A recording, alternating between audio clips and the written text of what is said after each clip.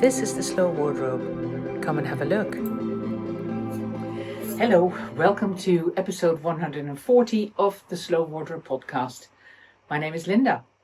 In this episode, I will give you an update on what I have been knitting on and what I've been dreaming about knitting on in the last couple of weeks. There is a finished project, there is a work in progress, and there is some dream knitting that I'm only just starting to swatch. Followed by an update on our French adventure, our plans to sell our house here in the UK and move to France as soon as we can make it happen.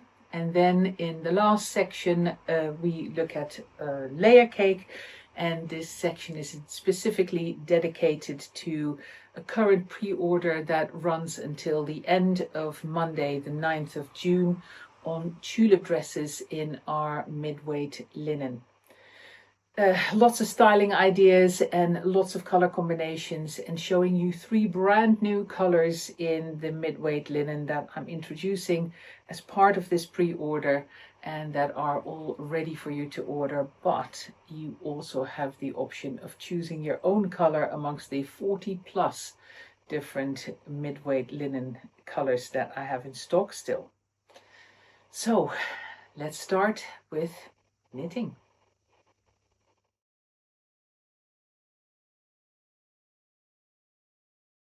My finally finished project after a disappointing report last time that I had done virtually no knitting on my little copy cardigan, my little cashmere copy of an old linen cardigan, a shop-bought linen cardigan that is not branded, so it's not like I'm, stealing a well-established pattern, and I'm not planning to do anything other than wear this cardigan myself.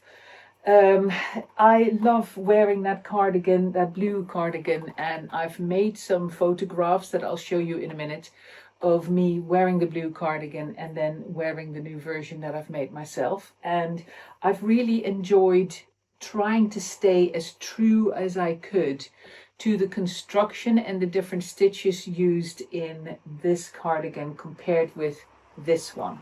The linen one has got a much finer gauge. It is of course a machine knitted cardigan, not a hand knitted one.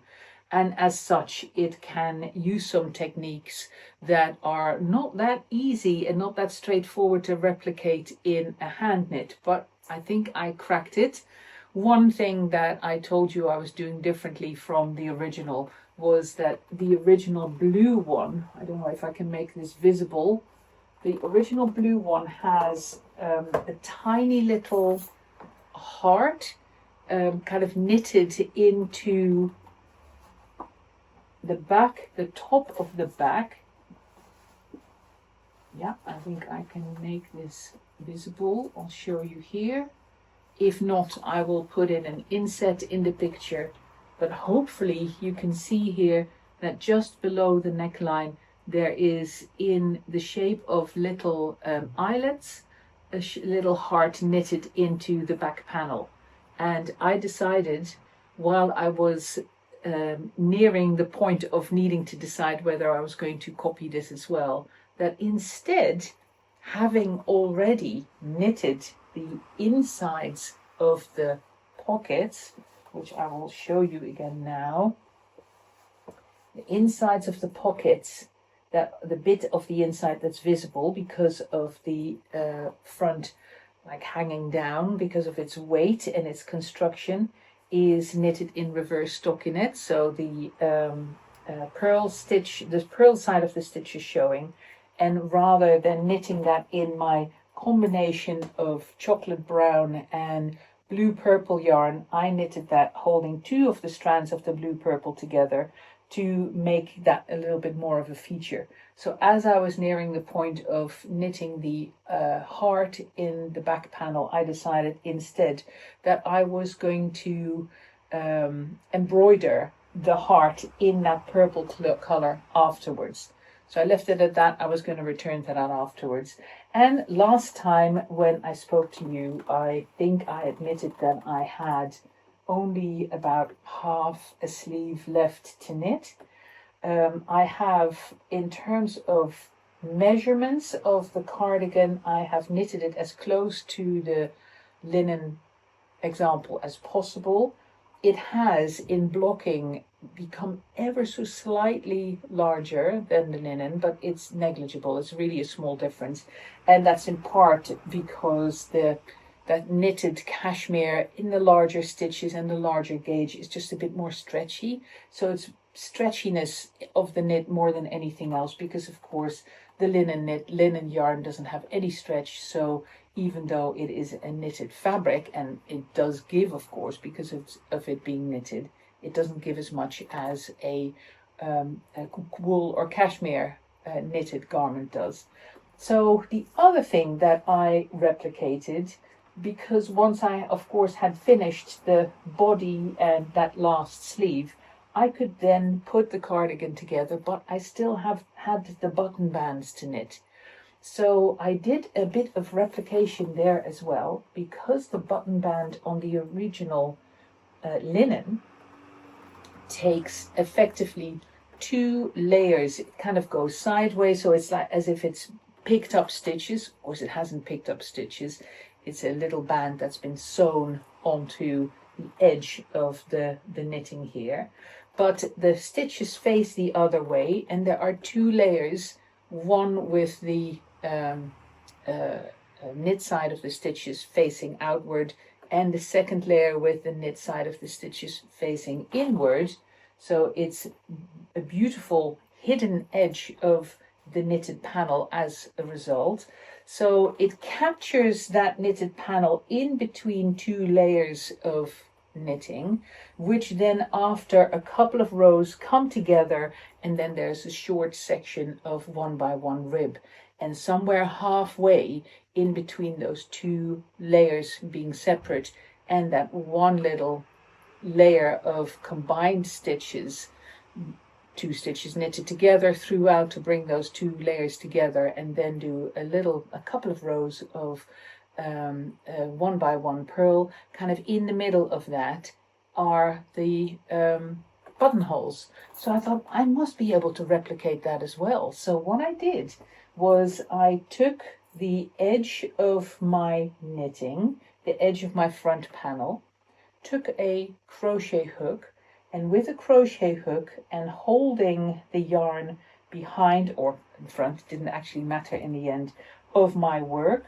I would, in every stitch where I wanted to, I did a calculation to make sure that I knew how many stitches I had to pick up. So I picked up the right number of stitches, but I doubled that number by pulling the yarn through a stitch to the front, making a little loop, sticking my needle in there, and then the rest of the yarn was still hanging behind. I would then put a needle in the yarn, creating another loop on the back of my work on a separate needle, and then pulling the yarn through the knitting again. So with every time I pulled a little loop through my knitting, I would make a stitch in both front and back of my knitting. Then I transferred all those stitches onto one needle by picking up 1 stitch from the front, then 1 from the back, then 1 from the front, then 1 from the back. So by alternating them, I ended up with 2 rows of stitches that I combined like this on my needles.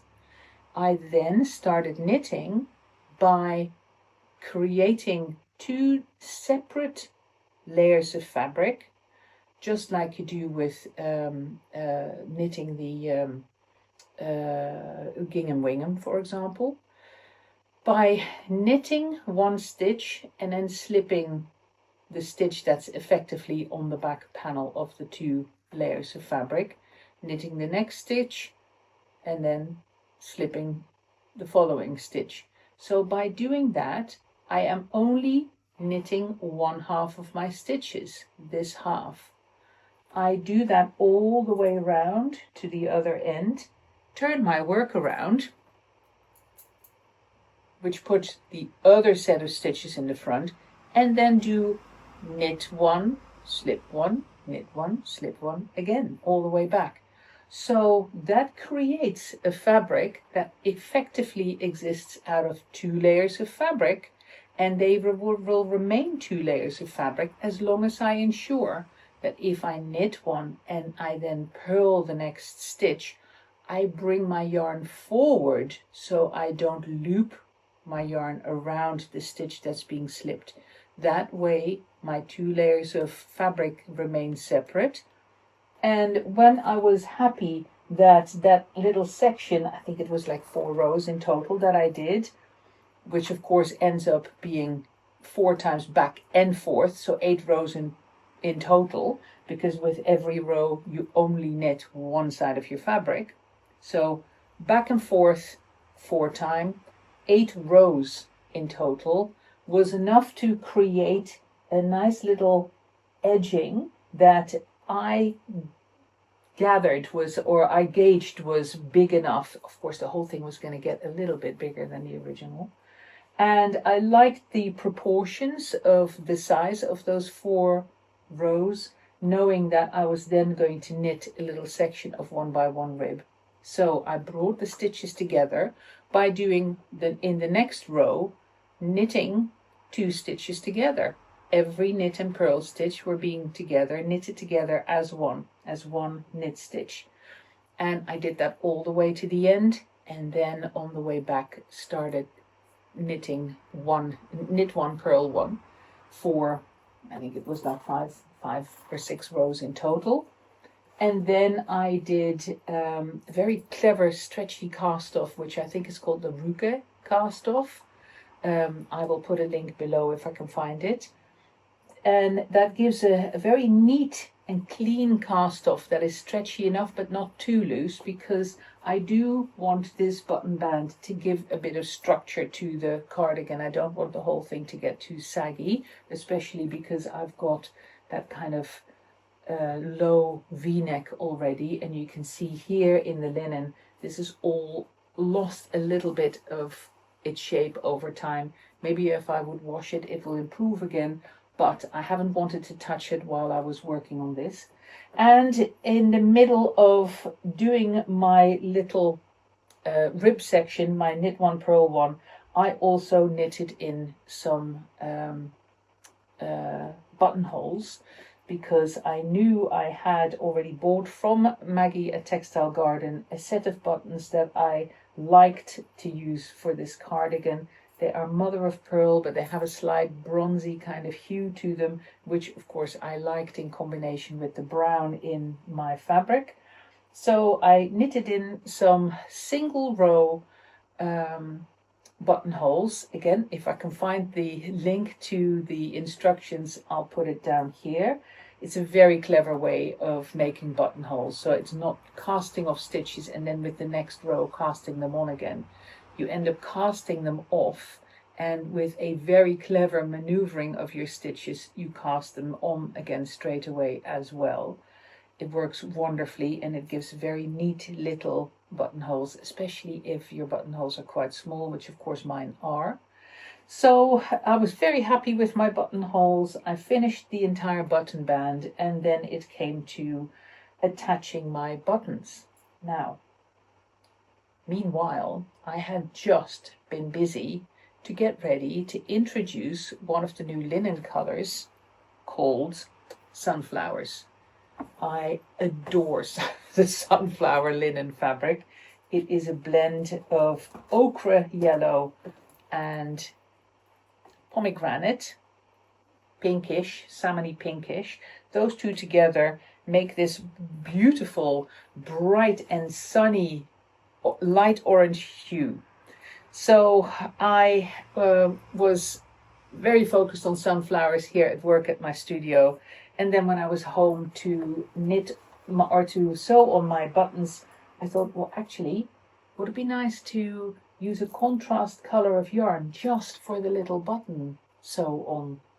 Maybe I'll just work in the purple. I thought, that's still very muted. It's still very similar to the color of the cardigan. Maybe I'll go for a bit of pop, maybe a red, for example. So I started looking at the threads that I had that I could consider using, and what is sitting right in front of my thread collection, an extra thick thread that's normally used for edging and you know, stitching through thicker fabrics as a top stitch. And it was in this color, which is pretty much identical to sunflowers. So it's a very rich, light orangey yellow, light yellowy orange, however you want to describe it. So I thought, oh, I'm going to try and do that for one button and see whether I like it. And I love the combination and how all of a sudden there's something, you know, a little pinprick that draws the eye in the middle of the sea of what is otherwise a very calm and muted cardigan. So once I had done that, I thought, well, actually, I could embroider the little heart on the back in that color as well, since I'm at it. So I worked out my stitches and knitted the little heart on the back in that same orangey yellow thread. I used 4 strands of it in order to get the yarn thick enough to make a nice combination of embroidery stitches on top of my knitting. It's exactly the same size and shape as, well, as close as I can get it, considering that my stitches are a lot bigger, as the original on the linen cardigan. So having done that and trying on the cardigan after giving it a good old steam block, I realized that actually, although my buttonholes were the perfect size and very nicely sized for my buttons, it was a little bit tricky to get my buttons through them because of the relatively loose nature of the stitches around the buttonholes. So that's when I resorted to the technique of basically doing blanket stitches. So tiny little blanket stitches, again in that bright colored yarn, all the way around the buttonholes. So when my buttons are closed, you can't really see much of these little pops of color, but now when I wear my cardigan open, I have little pops of colors at both sides, which I'm really pleased with. So here is a photograph, I guess best on this side. Here is a photograph of me wearing the original blue linen, one from the front, and then another photograph from the side. And here are photographs first from the front and second from the side of the new little cashmere cardigan, worn just very plain and just buttoned up. And so you can see the fit of both cardigans. You can see that there's a tad more generosity in the cashmere cardigan, which is probably a good thing, because of course all the fabric is slightly thicker, the stitches are bigger, so to have a slightly more generosity around my body of a little fitted cardigan is not a bad thing. So I'm thrilled with it. Very long story, but there's my final finished cardigan. On to my works in progress. So in partially like frustration and rabbit in the headlight feeling due to the fact that we were still waiting to and hoping for an English buyer of our property here in the UK so that we can buy the property that we found in early March in France. I very eventually, once we were back here from our trip to France and the Netherlands earlier in May, found my knitting mojo back, whizzed through finishing the cardigan, showed you the socks that I finished last time, and immediately picked up another skein of yarn, again from Snuggly Stars Yarns, a color that I picked up at Christmas, may have been this past Christmas, called Santa Baby. I think it's quite a retro kind of feel, and this is going to be another pair of socks for my husband. It is a work in progress because I am about 1.5 sock down the line. I've turned the heel on the second sock and am about halfway through to about here of the foot. And I reckon that if I spend a little bit of time, put my back into it tonight, I'll be able to finish the second sock this evening, and he'll have them ready to wear the weekend.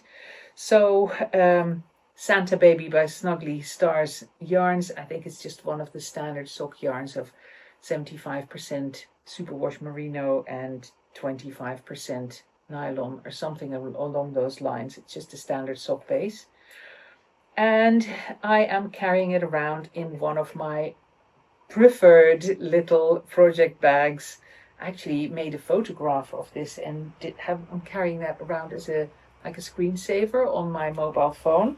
This embroidery by Susanna from Trava and Wool, one of her lovely project bags that I have far too many of, but I adore them. So very guilty pleasure, these for me. Now, on to my dream knitting before we move on to France, hopefully move to France. And what I have to show you is that, again, inspired by my hyper focus, my little fixation on our new Sunflowers linen color, I thought I would do a bit of swatching of knitting in my linen yarn, my linen 3-ply, holding both colors together. First on a 3.75 millimeter needle. I found that a little bit too big, these stitches, then went to a 3.25 millimeter needle. The stitch and the stitch size and the fabric here I really do like, but now I'm back to having a thicker yarn, of course. These are 600 meters per 100 grams, so if I hold two together, I end up with a sport weight yarn that runs about 300 meters per 100 grams. And then a 3.25 millimeter needle works quite well with linen, because of course linen is quite tight. But then you also get a fabric that is not too soft and pliable, so I don't like the fabric that I then get. So then my next section is in same needle size, still 3.25 millimeter, but holding just one of the two yarns rather than two of them together. And then I end up, of course I then had to split my colors, so I'm doing stripes here, 2 rows of one color, then 2 of another. And I love this fabric. I really do like that. So got it. 3.25 millimeter needle and knitting just one yarn at a time rather than doing them together. But I am not sure whether I like the splitting up of the colors and seeing the two colors so distinctly from each other. They're still, from a distance, you still get an orangey impression, but it's not quite as seamless as it would be if I would have either the two colors blended together in a single yarn or holding the two yarns together. So I thought, no, I'm not there yet. I want to keep playing with other colors and with other motifs. So I used the stitch type that is comes straight from the Pressed Flowers projects. There's a big pressed flower shawl that I knitted a long time ago. If I've got a photograph, I show it here, because it's a combination of Art Yarn's cashmere as the main color, and then the little dark blue flowers are in my linen. So I knitted that big shawl a long time ago. I know that there's a cardigan pattern in the Pressed Flowers mosaic knitting. I think it's mosaic knitting. If I'm incorrect, I will correct it down below. But in the same pattern with these little flowers. So I tried that first in the bigger needle size, 3.75 millimeter, no, 3.25 millimeter needle size, so still in that small size, and then went down to an even smaller needle size, 2.75, to do another section of the Pressed Flowers motif in a smaller gauge.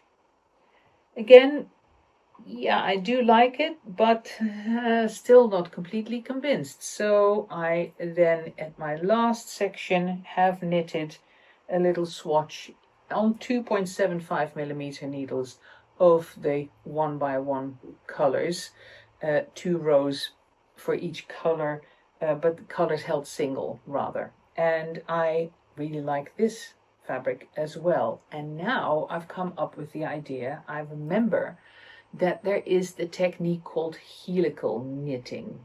I don't know if you've heard of it. Again, I'll put a link down below. But what it involves is effectively knitting a row of fabric out of one color and then knitting a row of fabric around a fabric in a different color, and distributing your stitches such that you really knit both colors like a double helix, spiraling around each other, or above and below each other, without any visible jogs. So it becomes a very uniform fabric. This is a really interesting technique to knit with if you are having to mix skeins because of differences in dye baths, for example. So if you have to have a section where you need to change from one skein to another and you don't want a visible line between the two skeins, then a section of helical knitting may be a solution. But of course what I was thinking of is to do that with my two colors. So rather than having 2 rows of ochre and 2 rows of pomegranate, I would have 1 row of each. I haven't had a chance to do that yet because I ended up being in a rush to finish these socks, wanting to give them to my husband. So I may either today or at the weekend get around to knitting a section in a 1x1 helical fashion. So, well, it won't be helical on a flat piece of fabric, of course. I'll have lots of strands running behind it to, in the front, replicate a 1x1 row color stripe effectively. But I'll be able to show you that next time, and on the basis of that swatch I will then maybe not decide what I'm going to do in terms of knitting a project out of these colors, because my idea is to take a top that I have at home that is a very short cropped, very wide t-shirt with little short sleeves, and copy the measurements of that t-shirt and knit a summer top for myself that I can throw over the top of either baggies maybe, or maybe a play suit in this sunflowers colored linen. We'll see.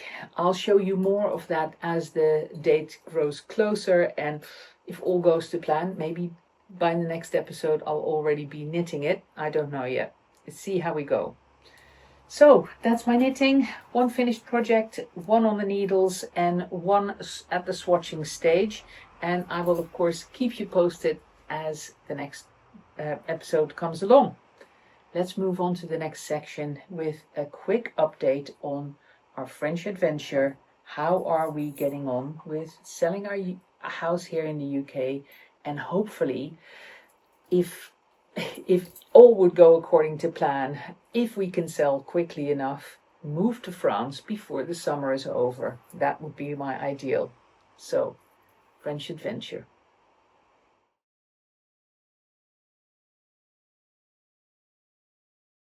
Well, I do actually have an update, but I still don't want to shout it from the rooftops. We have found a buyer for our house. We have agreed a price with said buyer. There is no long chain that could all fall through.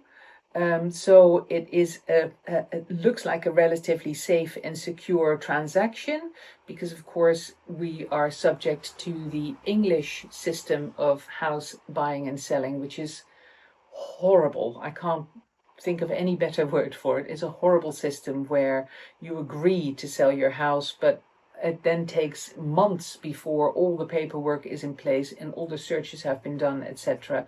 And all the way up until the day that you exchange contract and pay each other money, your house sale may still fall through for a myriad of different reasons, including another buyer coming along and outbidding the original buyer. Of course, you have to be pretty scrupulous as a seller to go along with that, but it happens.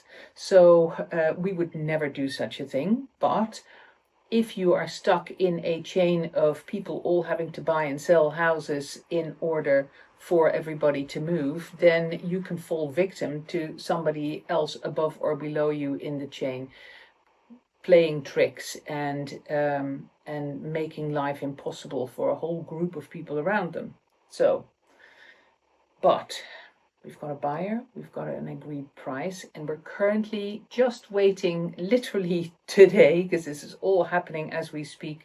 We're literally waiting for a formal agreement from our French seller of our dream converted watermill that they are happy to go along with the, whatever it is, 10 weeks or so that it's going to take for us to get from our point of having agreed a selling price to be able to exchange contracts. So we're not out of the woods yet, but it's all looking much better. And even if for whatever reason that mill is not to be ours, then there may still be a chance that we find something else in time for us to move before the summer is over. But it's a bit of a white knuckle ride at the moment still, although those knuckles are a different shade of white than they were just 24 hours ago. So this is all hot off the press. And again, I will keep you posted. I will put any updates in the newsletter, and I'll keep updating you in these podcasts as well. Now, what does that mean for the slow wardrobe? I will be very clear about that as soon as possible, but I do not want to draw any lines in the sand until we actually specifically know what we're doing and what is happening. So hopefully, maybe in the next newsletter next week or in the next podcast in 2 weeks from now, I'll be able to give you a lot of clarity around that. So, cautiously optimistic, and of course, once we have clarity about all of this, then I'll be willing and happy to show you a lot more detail of what we're actually moving into, because if that is going to go ahead, my goodness, I'll be skipping all the way to France, she said before, stumbling on all the roadblocks that the French bureaucracy may still put in our way. We'll see how we go though. For now, that was it on knitting and our French adventure. No pictures to show you yet, but hopefully next time. Let's move on to Layercake and styling the tulip dresses. Enjoy.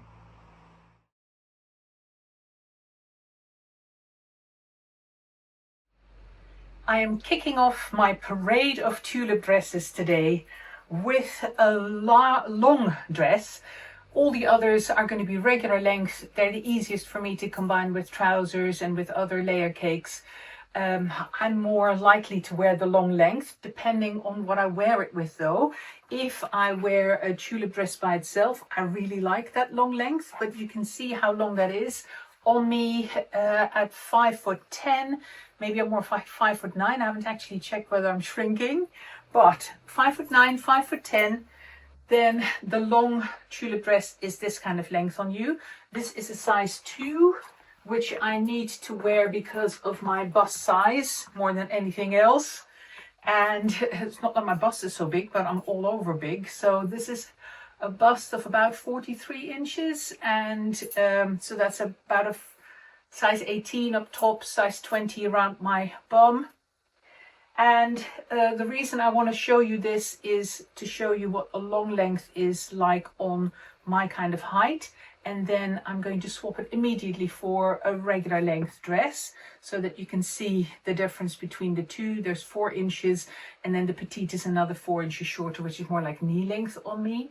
I don't tend to wear those much at all. It's more the regular length if I wear them combined with other layer cakes, or the long length if I wear them by myself, if it's the main part of my outfit. So this is a size 2, did I say that? If not, size 2 long. And now to move to a size 2 regular.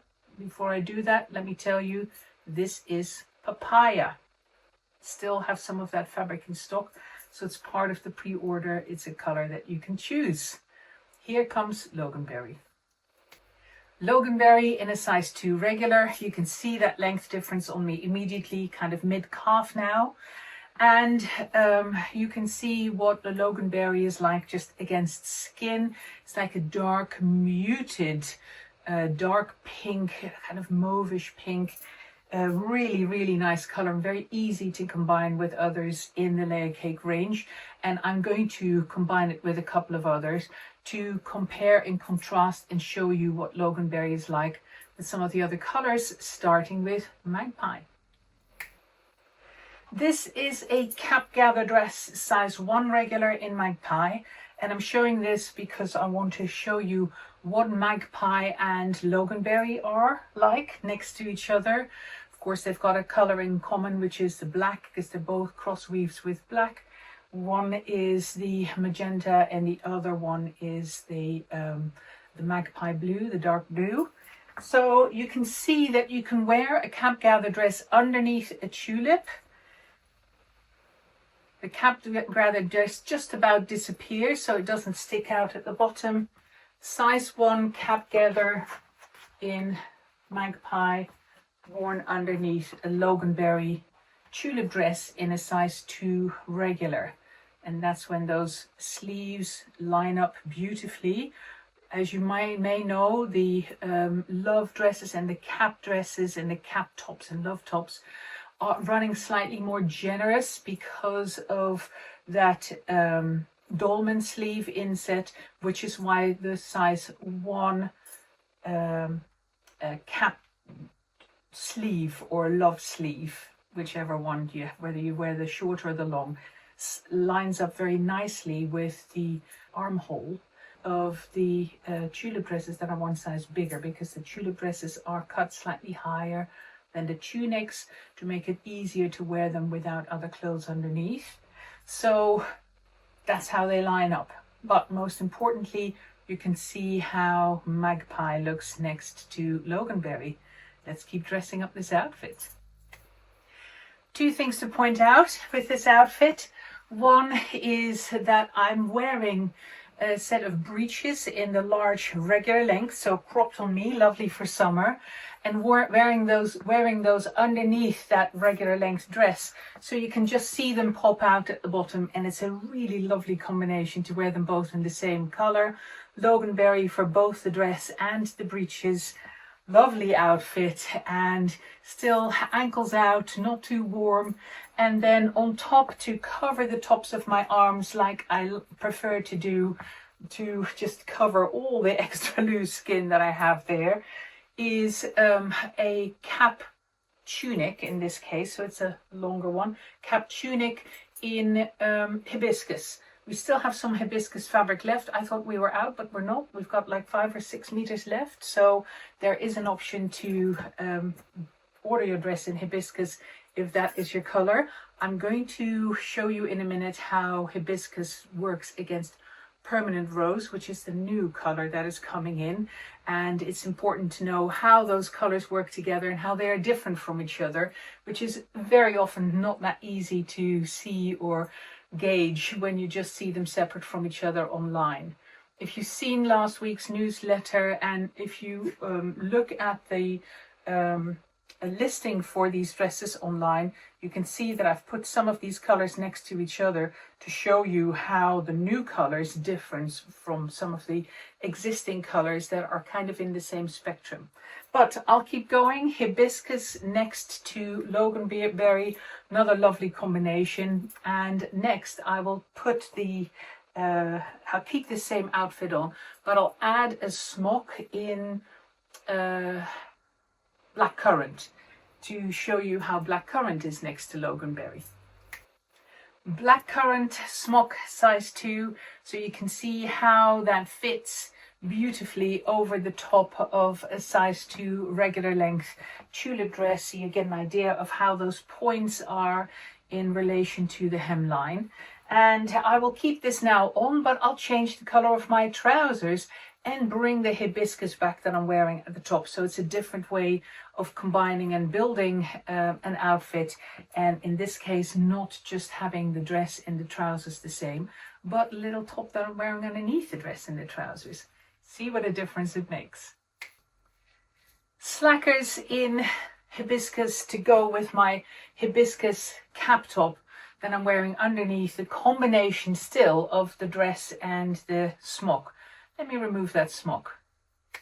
So without the smock, all of a sudden the dress ends up having more of a function of a tunic over the top of an outfit that is all in one color, rather than the dress and the trousers being one color and then combining that with a different color top.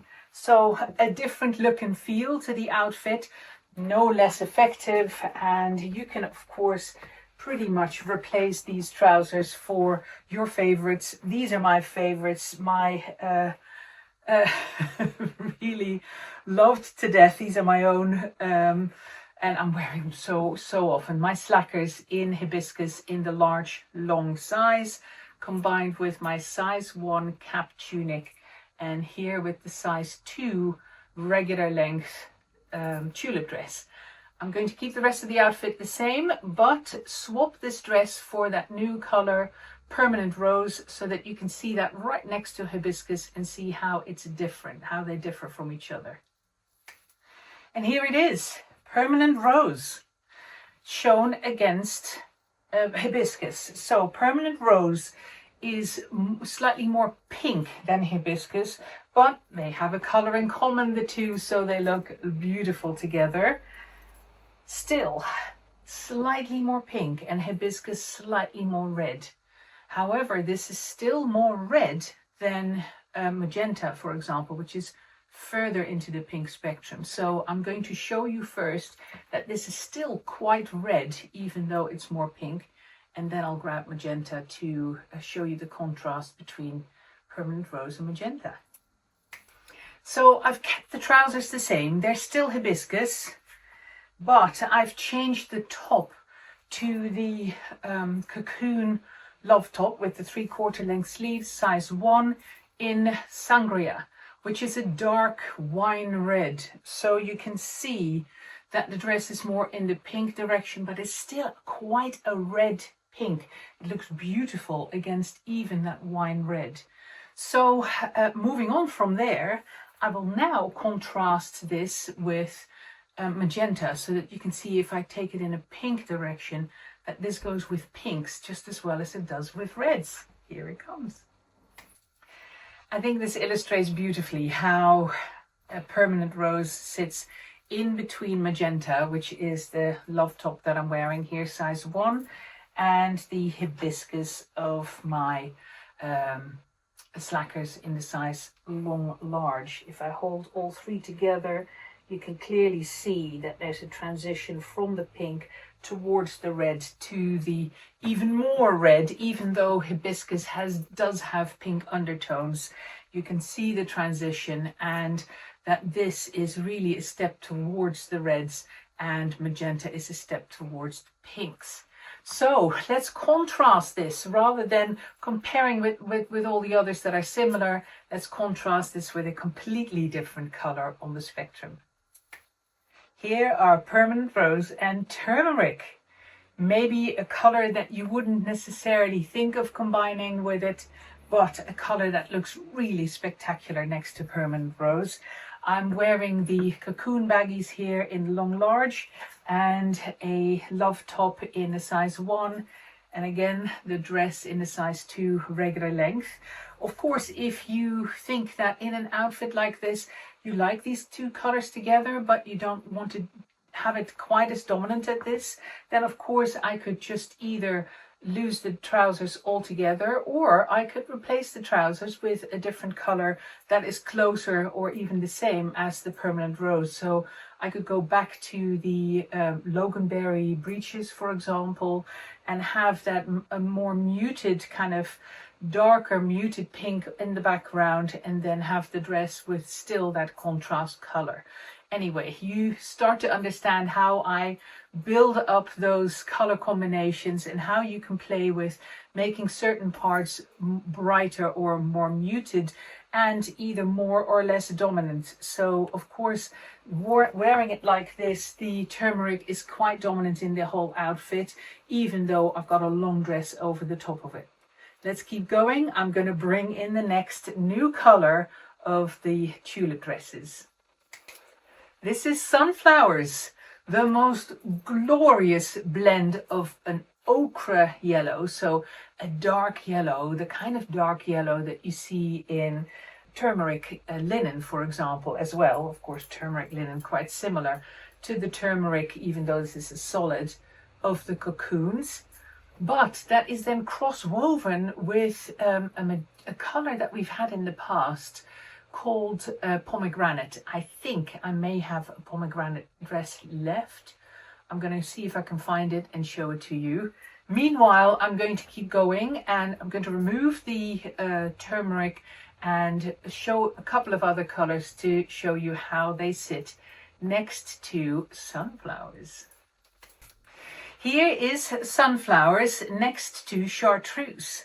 I've chosen this short duster with its kind of cropped boxy style, and that cropped boxy kind of proportion, if you like, makes it look really quite Asian, I think, in combination with the tulip dress.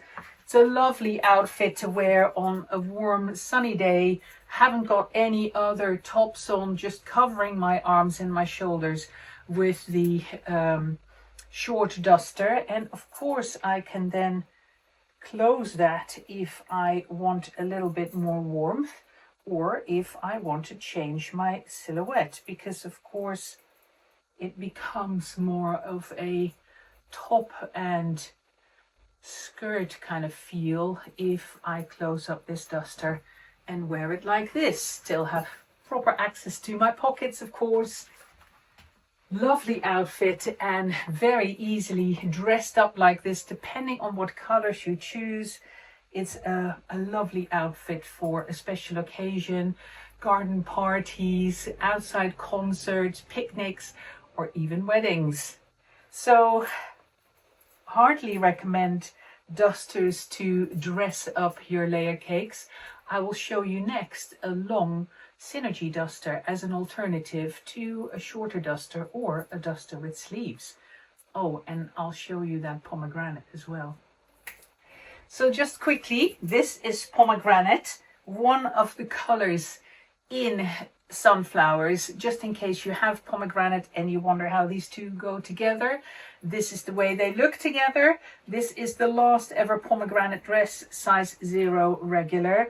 I will double check that it's on sale on the website and that you'll be able to get your hands on it should you want it. Of course, it'll be marked down in price. And now let me show you that Synergy duster.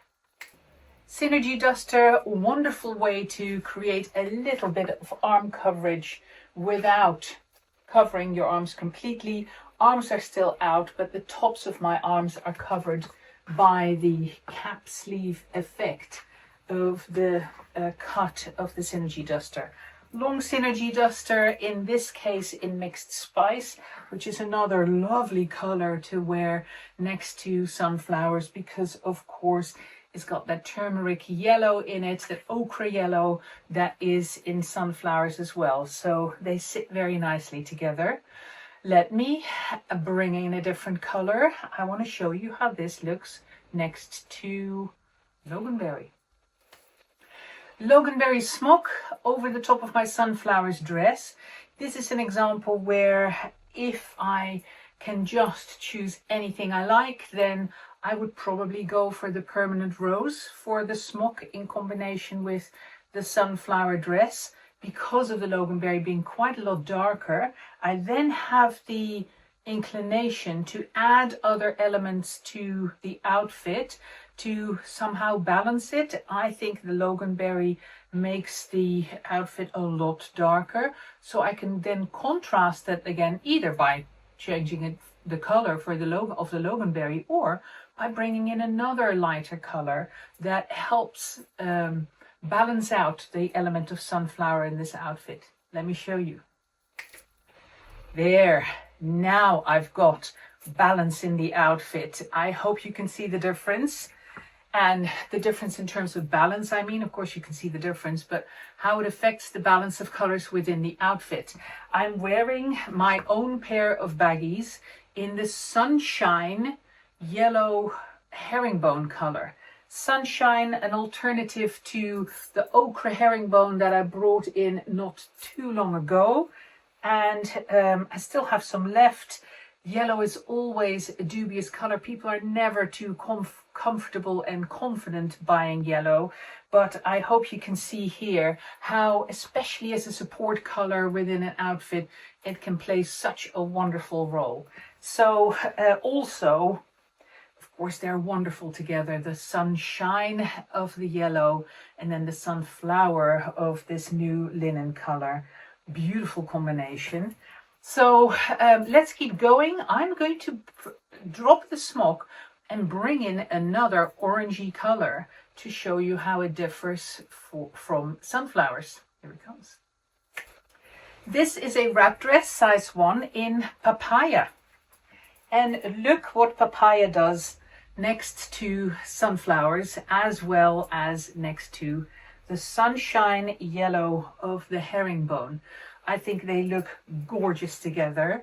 The brightness of the sunflower's linen really jumps out in combination with the papaya. Papaya, of course, being a crossweave of chartreuse and magenta. So actually 2 different colors than what you can see in sunflowers. But the chartreuse is being pulled in a yellow direction by that magenta. And that's why, of course, it ends up looking like a muted orange, which is stunning next to the brighter, lighter, juiciest of oranges of sunflowers. Okay, I'm going to bring in one other color to show next to sunflowers, and then we're going to transition into the last new color that is part of this tulip dress pre-order. This is spring greens in a cap tunic size 1, worn underneath my sunflowers dress. You can gauge from the examples that you've given me that with sunflowers, of course, again, you can take the colors that you wear it with in lots of different directions. You can go into blues or the reds and pinks like I showed you, because I wanted to show you how they sit together. But you can also go into the greens or into the neutrals with undyed linen, for example, or with the grays and navies and blacks. It goes with lots of different colors, and which is quite an exciting thing to realize with a color that is so fresh and bright. I kept the baggies on in that sunshine herringbone because I want to show you both the green and the yellow of the sunshine herringbone with the last color of the pre-order that is new, which of course is blueberries. Here they come. This dress really is as blueberry as it can be. If you hold it next to a punnet of blueberries, you go like, oh my gosh, it really is exactly that color. Works really, really well, again, with a very broad spectrum of different colors. Of course, yellow is on the opposite of the spectrum from the purple that is a mixture of blue and red. Of course, this is a very blue purple, and I will show you that in a minute with how I combine it with some of the other Layercake colors. But I wanted to show you the lovely, fresh kind of pop that a color as bright as the sunshine yellow herringbone makes with the bluey purple of blueberries. I'll lose the trousers and I'll bring in a different green on top. Let's go for a mint, shall we? This is the mint. Of course, it's not called mint. It's called teal wash. But this is the mint that I was talking about. a lovely minty blue green that contrasts again beautifully without having any yellow in it, but contrasting beautifully with the blue purple of blueberries. Wonderful color combination and really, really quite vibrant combined. There's still the spring greens of the cap top underneath, so you can see the difference between the pop of a yellow green versus the pop of a minty green, a bluey green. And I'll move on now by contrasting this with Nightshade, because Nightshade of course is a purple as well, but you'll see that it's quite a different purple from the blue purple of blueberries. I've added both of the purples that I wanted to show you next to blueberries. First of all, Nightshade. As you can see, Nightshade is much more red in its purple than blueberries is, but so is Blackcurrant. And Blackcurrant is the color of the baggies that I'm wearing here with blueberries. So all of a sudden the blueberries is looking a lot more blue against these other two more red purples. And you can see that again, you know, with in terms of balance, the red purple in Nightshade and then the red purple, a different red purple, but still a reddish purple in Blackcurrant, kind of balancing out the outfit in combination with the beautiful blueberries color. I'm going to add now Magpie to the fold as well, to make you realize how Magpie and blueberries work together as colors too. Here's Magpie. Magpie in combination with blueberries. And you can now see with the Magpie next to it that blueberries really is a purple, although it is muted and a blue purple against the blue-black inky color of Magpie. You can really see that it is a purple. Now, compared to our other purples, blueberries may be very muted, but if you compare it to some of the real neutral colors, then blueberries can be quite an outspoken color. So I do realize that for some of you, blueberries is a step towards the neutrals, and for others, it may be a step away from the neutrals into a brighter palette. So let me grab a couple of darker neutrals to show you blueberries against those darker neutrals and make it shine as one of the brightest colors in your outfit. Here is blueberries against the neutral colors of Slate from the Cocoon range, a Slate Love Top, and Charcoal Crossweave. In this case, a pair of palazzos in the large long size, a trouser shape that I hadn't shown you yet, but that goes with the tulip dresses extremely well too, either in a long length or wearing it cropped for summer. And then you can see that all of a sudden blueberries is the brightest kid on the block, the brightest color in my outfit, which you can then of course tone down again by wearing a more neutral shade on top. Let me just bring back that smock that I had on in the Magpie shape to say, okay, well, I am wearing a color, but I'm going to wear it quite muted and quite like pushed to the background almost, so that there are elements of it in my outfit, but it doesn't dominate the look. There we have it.